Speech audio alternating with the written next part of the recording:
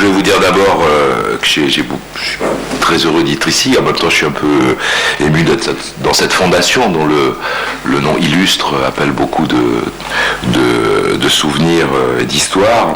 Permettez-moi de saluer Monsieur le Ministre qui est là et l'ensemble de mes collègues préfets, directeurs. J'allais dire, nous sommes à cette tribune dans des situations un peu voisines, puisque nous avons été l'un et l'autre, je crois, préfet, gouverneur, d'un côté, directeur d'administration centrale. J'ai même eu la chance d'être directeur général des collectivités locales il y a une dizaine d'années, au moment où se mettait en place une étape du processus de décentralisation. Et je voulais donc vous saluer mon collègue directeur de l'urbanisme qui est là également au premier rang. Le débat tel que vous l'introduisez pose en fait la question que nous nous sommes posés en France, dans un contexte bien entendu différent, mais avec tellement de similitudes et qu'il me semble qu'il y a effectivement à grappiller sur les expériences des uns et des autres pour croiser les évolutions qui peuvent nous être communes. Si vous permettez, moi aussi je vais avoir un peu une lecture critique de l'expérience française, puisque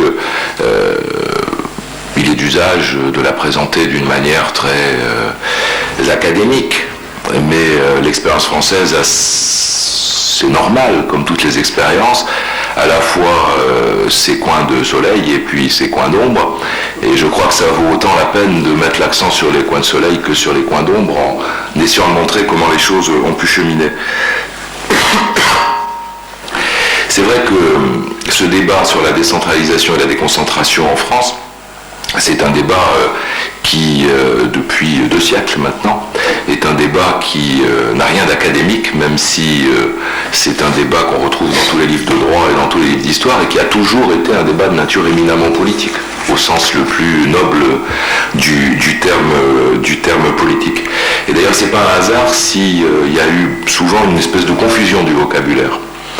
Il y a des tas de notions. Il y a la notion de décentralisation qui est bien connue, le transfert de pouvoir en quelque sorte sur des collectivités locales, la déconcentration, donc le transfert de compétences des administrations centrales aux services extérieurs de l'État, aux autorités qu'on appelle en général déconcentrées.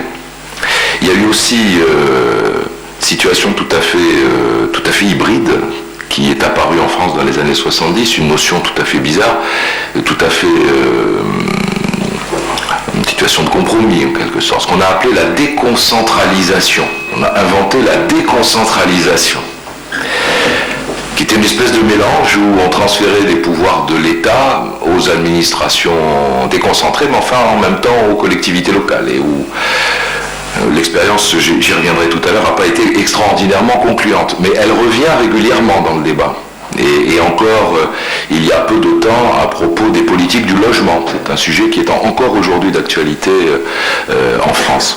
Et puis il y a même la délocalisation, qui a été à la mode il y a une dizaine d'années, qu'il y a encore parfois, alors qui, elle, consiste tout simplement à imaginer que des administrations centrales qui sont localisées aujourd'hui à Paris restent des administrations centrales, mais s'installent dans des villes de province. Et cette idée de délocalisation, évidemment, n'a strictement rien à voir avec la décentralisation ou la déconcentration, mais dans l'esprit des gens, y compris dans l'esprit des décideurs, il y a une certaine confusion de ces idées qui sont tellement proches les unes des autres que ça contribue à alimenter un débat parfois un petit peu obscur.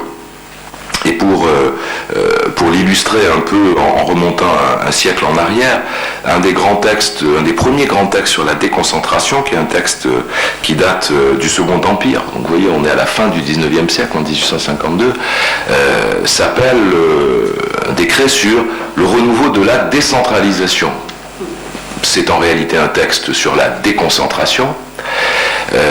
L'exposé des motifs utilise une formule qui est restée célèbre des années après, qui est l'idée qu'on n'administre bien que de près, on gouverne bien de loin et on n'administre bien que de près, formule qui a été très souvent réutilisée depuis, mais un homme politique de l'époque, commentateur avisé, l'avait traduite autrement. Vous voyez, je suis en 1852, donc je suis dans l'histoire, ça n'a rien à voir avec l'actualité de nos pays.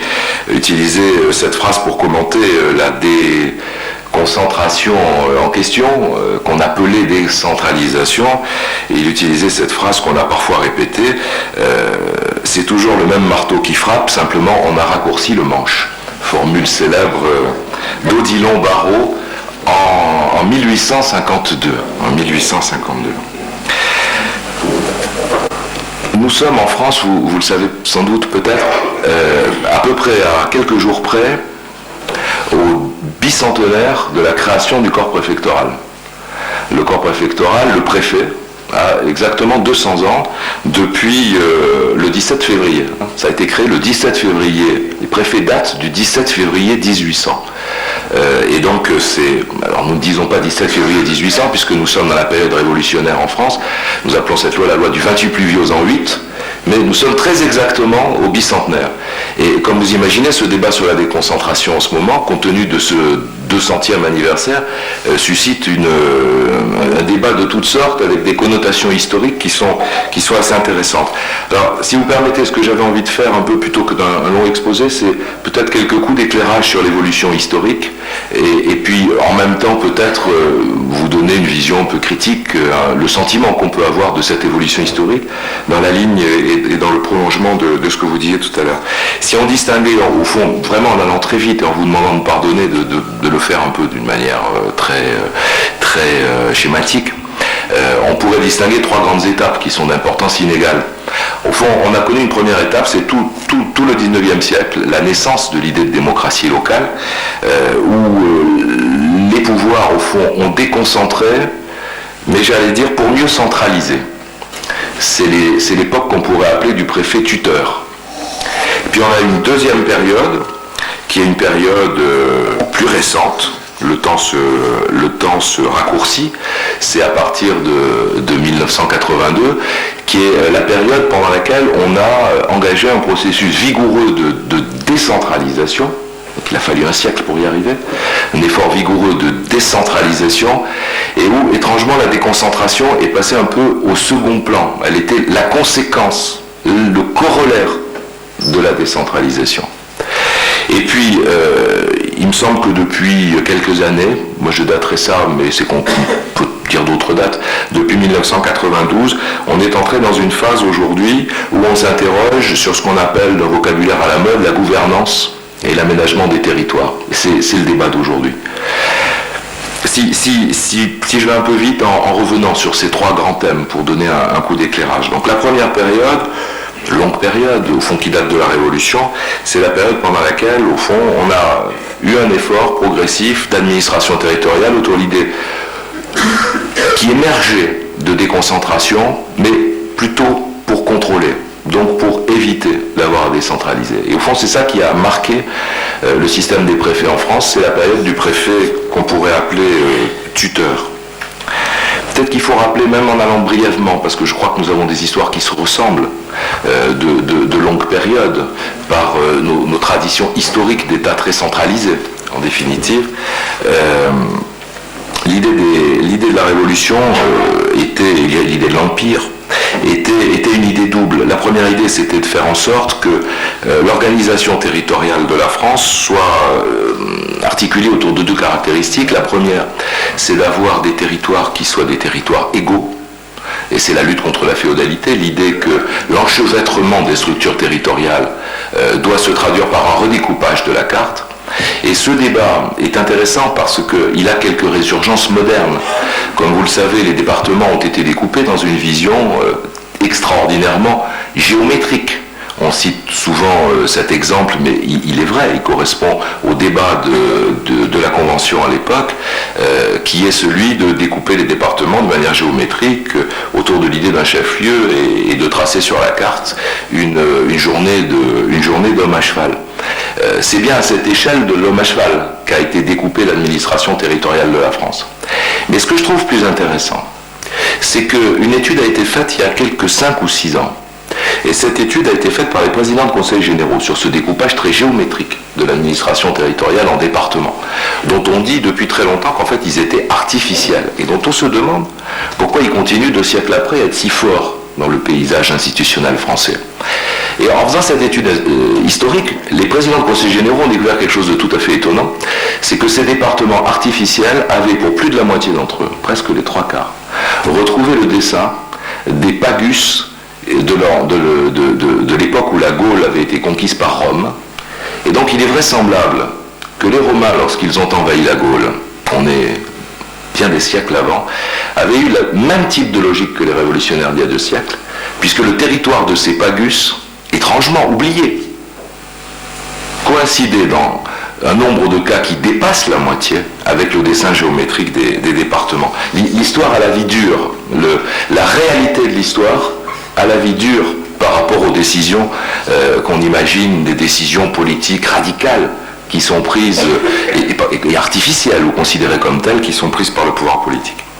Puis la deuxième idée, c'est non seulement des territoires égaux, c'est une organisation centralisée, et nous vivons bien sûr autour de cette organisation centralisée. On oublie souvent une chose en France, parce que c'est un peu tabou de le dire sous la forme que je vais dire, c'est que la Révolution, en 1790, la nuit du 4 août 1790, la nuit de l'abolition des privilèges, a été aussi la nuit de l'abolition des privilèges locaux, c'est-à-dire la nuit de la suppression des franchises locales. Les libertés acquises patiemment par les collectivités locales depuis des siècles, comme l'ensemble des autres privilèges, et parce qu'elles étaient considérées aussi comme des privilèges, ont été abolies dans la nuit du 4 août 1790, dans une logique qui était celle de la Révolution. Et donc, la montée en puissance de la démocratie locale s'est heurté pendant toute cette période, non seulement à la tradition historique centralisatrice de la France où les rois n'ont eu de cesse que de lutter contre la féodalité, mais en même temps à l'essence même d'une certaine vision de la Révolution qui a considéré qu'il y avait privilège là où il y avait une capacité pour les pouvoirs locaux de s'opposer, même pour une petite part, aux décisions qui pouvaient être prises par le pouvoir d'État. Et tout ça, de soubresaut en soubresaut, c'est donc traduit par la création du préfet par Bonaparte. Il y a une phrase qu'on cite parfois et que je résiste pas au plaisir de citer. C'est un peu la conception qui avait été donnée du préfet à l'époque. On est en l'an 8, hein, donc on est à 2 siècles, par Chaptal, qui est le Premier ministre, la première circulaire au préfet, et elle était très moderne. Alors Chaptal était un scientifique.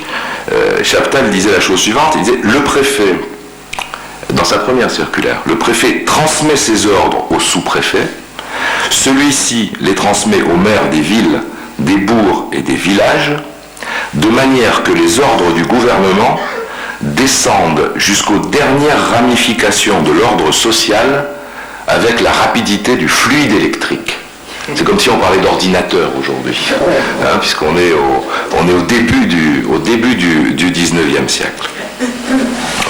Alors, au risque d'être encore un tout petit peu long sur ce survol historique, je dois dire une autre chose qui est très peu dite. C'est que je crois qu'il faut souligner qu'on ne peut pas faire naître la déconcentration avec Bonaparte, ni avec le pouvoir des préfets. Pourquoi ? Parce que le préfet tel qu'il a été institué à l'époque, et tel que, j'allais dire, beaucoup d'entre nous préfets en avons parfois la nostalgie, était un acteur fort du pouvoir d'État, totalement subordonné au ministre, totalement subordonné au gouvernement, avec une dominante qui était une dominante d'ordre public et de contrôle social, et les allers-retours tout à fait passionnants des échanges entre les préfets et le ministère de l'Intérieur que l'on retrouve aujourd'hui dans les archives sont tout à fait intéressants de ce point de vue-là. C'était sa vocation première. Mais pour le reste, et ce pouvoir était évidemment considérable, mais pour le reste, c'est-à-dire les relations avec les collectivités locales, les relations avec les acteurs déconcentrés, en réalité, ces pouvoirs étaient relativement faibles parce qu'ils remontaient systématiquement au bureau des administrations centrales. Et pour citer un exemple, à cette époque, et pendant une très longue période au XIXe siècle, ce n'est pas le préfet qui réglait les budgets du département, c'était l'administration centrale. Ce n'était pas le préfet qui directement réglait le budget des communes, comme on le dit parfois. C'était les bureaux du ministère de l'Intérieur. Le préfet, en réalité, transmettait au bureau du ministère de l'Intérieur les budgets qui devaient être réglés. Bref, ces pouvoirs étaient des pouvoirs très forts sur le plan, j'allais dire, politique. Ils étaient moins forts sur le plan de l'administration, y compris la principale administration, qui était l'administration du ministère de l'Intérieur. Et d'une certaine manière, Bonaparte avait lui-même fait cette réflexion, qui est intéressante parce qu'elle est en fait très moderne. La question qui se posait à l'époque, et est-ce qu'elle ne se pose pas parfois ici ou là aujourd'hui, c'est que si le préfet dispose de pouvoirs forts, qui sont des pouvoirs autrefois dévolus au ministère lui-même, la question que se posait Bonaparte, c'est est-ce que c'est les services centraux du ministère qui voient réduire leurs compétences, ou est-ce que quelque part ce n'est pas les pouvoirs du ministre lui-même? Et cette interrogation sur l'articulation des pouvoirs entre le préfet au niveau territorial et la question de savoir si l'exercice de ces pouvoirs en fait, au fond, des services centraux déconcentrés ou des éléments du pouvoir même du ministre déconcentrés est une interrogation qu'on retrouve aujourd'hui. Et le développement de la déconcentration sur toute cette période a sans doute été progressivement l'émergence d'une réponse positive à cette question.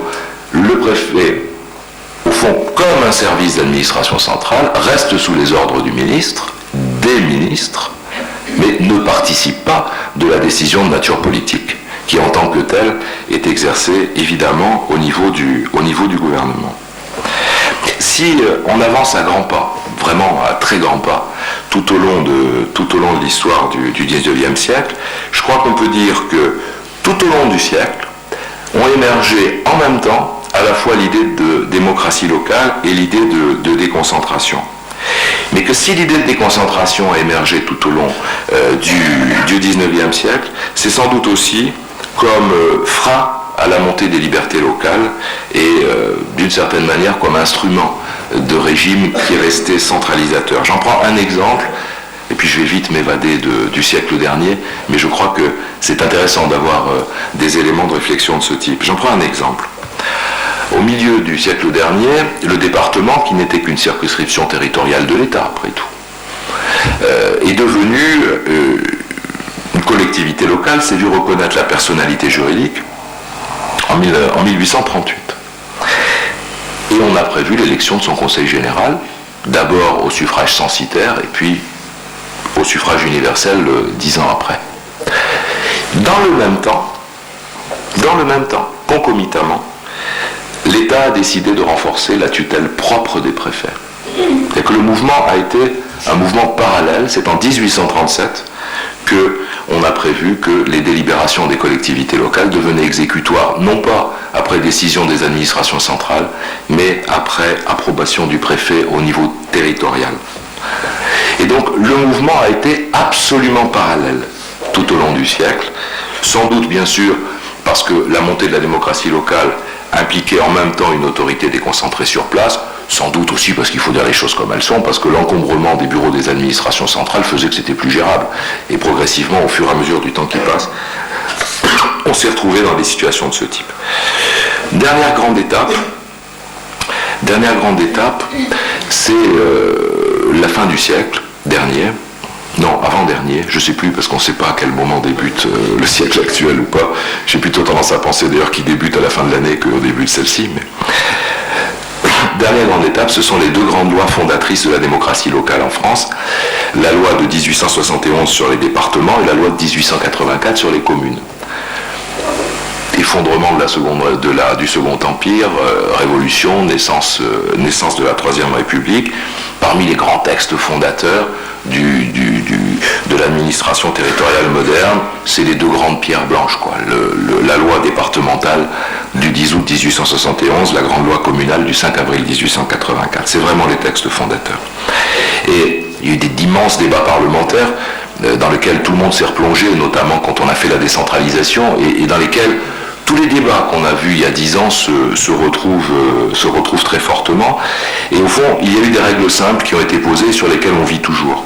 D'un côté, l'idée que la démocratie locale doit être fondée sur une base équilibrée, avec d'un côté une assemblée élue, le conseil municipal et le conseil général au niveau des départements. Et puis, deuxième idée, c'est l'idée que pour la commune, le maire est désormais élu. Après tout, c'est une conquête, le fait que le maire soit élu, dont on reconnaît la fonction exécutive. Et puis pour le département, un président de conseil général, mais qui lui se contente d'animer les débats, d'animer l'assemblée locale, la fonction exécutive étant confiée au préfet. Et cet équilibre, qui est un équilibre qui a vécu un siècle, et qui ne laisse pas d'étonner nos amis anglo-saxons. Quand je fais des conférences ou des échanges dans d'autres pays, et notamment dans les pays anglo-saxons et parfois en Allemagne, l'idée qu'un équilibre aussi baroque ait pu fonctionner pendant un siècle les étonne beaucoup. Un mécanisme de démocratie locale équilibré au niveau départemental par un exécutif confié au préfet, une liberté communale mais équilibrée par une tutelle donnée au préfet, cet équilibre qui apparaît si on le regarde d'un point de vue purement abstrait, comme extraordinairement fragile, extraordinairement difficile à faire vivre, a duré plus d'un siècle, parce qu'il correspondait très exactement à l'état de ce que la société pouvait à ce moment-là accepter. Si vous permettez une réflexion là-dessus, ça a une conséquence tout à fait étonnante bien des années après. C'est que le débat sur la décentralisation en France, finalement, s'est ouvert d'une manière assez paradoxale à cause de ces textes fondateurs de 1871 et 1884. Si on y réfléchit, on aurait pu imaginer en France une évolution où l'aspiration à la démocratie locale aurait conduit à distinguer dans les collectivités locales, d'une part une assemblée délibérante, le conseil municipal ou le conseil général, avec son président, et puis d'autre part un exécutif qui aurait pris le relais du préfet. Et on aurait bien eu dans une logique parlamentariste, d'un côté une assemblée avec son président, et puis de l'autre un exécutif, un président exécutif exerçant des compétences d'exécutif face à une assemblée délibérative. Or, les lois de 1871 et 1884 ont dessiné un paysage qui n'a pas permis cette évolution. Paradoxalement, la décentralisation a conduit à un modèle qui est le modèle de décentralisation qui, à mon avis, mérite réflexion en France, qui est un modèle que je qualifierais assez de jacobin, puisque les collectivités locales sont organisées aujourd'hui avec une assemblée dont le président est à la fois le président de l'assemblée et l'exécutif. C'est-à-dire un modèle qui n'est pas conforme à l'image parlementaire traditionnelle de la balance des pouvoirs, puisque le président du Conseil général ou le maire aujourd'hui sont sans doute ceux qui ont le plus de pouvoir en France sur leur assemblée, dont ils sont à la fois le président de l'organe délibératif et en même temps l'organe exécutif. Quelque part, c'est un peu le modèle jacobin idéal qui aujourd'hui est le modèle que l'on met en avant sur la démocratie locale. Je crois qu'il faut y réfléchir parce que, je vais y venir tout de suite, aujourd'hui la puissance des élus est aussi liée à la question qui peut se poser de savoir quel est le contre-pouvoir local à la puissance de l'élu, légitimé par le suffrage universel, à la fois président de l'Assemblée et Premier ministre en quelque sorte de l'Assemblée qui est la sienne. Deuxième grande étape, et pardonnez aussi, je vais vite, mais plus pour attirer l'attention sur des éléments de réflexion et plus sur des réflexions qui sont relativement peu dites. La deuxième grande étape, c'est en gros les années 80 et la montée en puissance de la déconcentration comme corollaire de la décentralisation. Je parlais tout à l'heure du préfet tuteur, on arrive à une période qu'on pourrait qualifier celle du préfet garant de l'intérêt général. C'est la deuxième grande étape.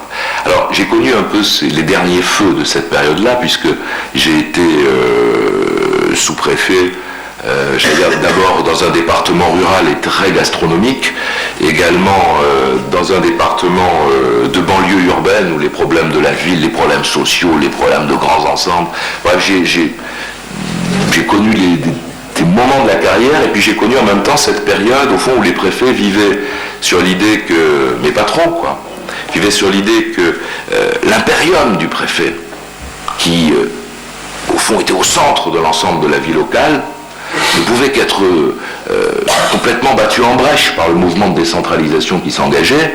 Et ces échanges que j'ai eus à l'époque avec les préfets dont j'étais le sous-préfet me restent à l'esprit, je les évoquerai tout à l'heure. Et en même temps, j'ai eu la chance à l'époque d'aller au cabinet de M. Defer, donc, qui était ministre de l'Intérieur et de la décentralisation, pour travailler dans une petite équipe qui a travaillé sur les projets de loi et qui a mis en place ces textes sur la décentralisation. Alors, je vais dire deux, trois choses pour éclairer ce qui s'est passé.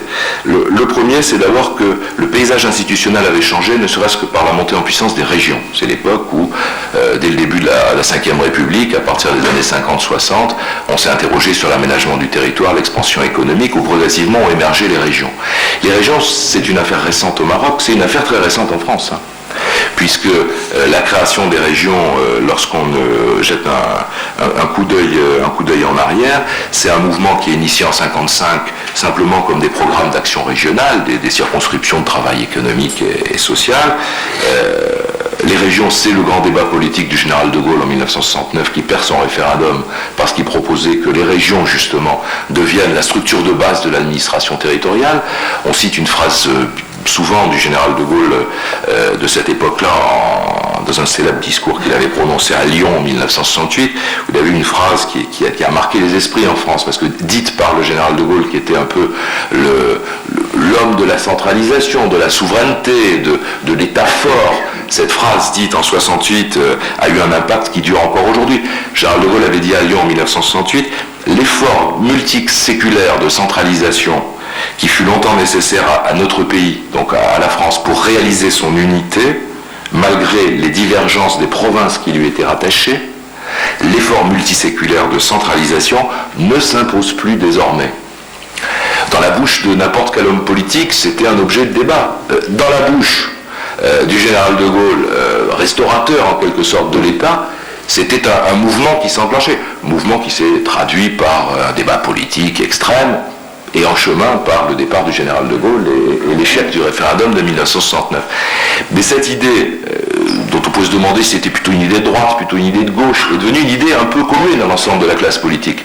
L'idée de décentralisation en elle-même. Et donc, on a vu monter la région, d'abord sous une forme d'établissement public en 1972, puis en 1982 sous forme de collectivité locale, et la première élection du Conseil de la région au suffrage universel ne date que de 1986, c'était hier matin. C'est une collectivité locale, au fond, toute neuve dans l'histoire institutionnelle de la France. Donc ça, c'est le premier changement institutionnel, c'était la création des régions. Le deuxième, ça a été l'engagement du débat sur comment moderniser les structures administratives dans une période de changement. Et je crois qu'il faut citer les travaux qui ont été faits par un ancien délégué à l'aménagement du territoire, qui a été ministre à plusieurs reprises, qui est Olivier Guichard, qui avait engagé un travail de fond en 1975 dans un rapport qui est resté célèbre. D'abord, il avait un très joli titre, il s'appelait « Vivre ensemble ». Et beaucoup de choses qui ensuite ont été débattues, mises en œuvre par les gouvernements de droite comme par les gouvernements de gauche. On en trouve beaucoup dans ce rapport qui, évidemment, sur le coup, a fait l'objet de grands articles dans le monde et peu d'actions, mais sur lesquels on a retrouvé beaucoup de choses. Puis, troisième élément que je voulais souligner avant de rentrer un peu dans la décentralisation, c'est l'époque, au fond, où les priorités changent. Et où c'est vrai que les préfets étaient d'abord les responsables de l'ordre public